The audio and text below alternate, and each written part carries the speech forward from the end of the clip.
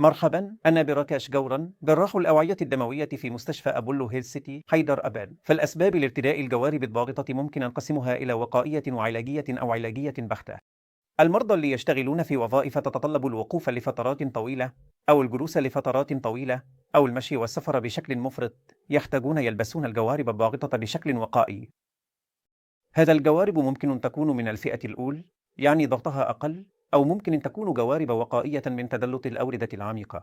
أما بالنسبة للعلاج، المرضى اللي عندهم خطر ظهور أعراض مرتبطة بدوالي الساقين أو خطر الإصابة المبكرة جدا بالوازمة الليمفاوية، هذول المرضى يحتاجون علاج بالجوارب الضاغطة.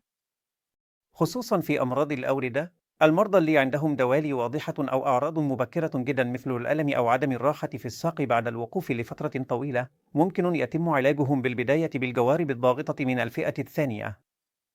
المرضى اللي عندهم وازمة لمفاوية ممكن أيضا يتم علاجهم في المراحل الأولى من العلاج. وأهم شيء هو الجوارب الضاغطة، حيث نستخدم جوارب ضاغطة بقوة أعلى مثل الجوارب من الفئة الثالثة.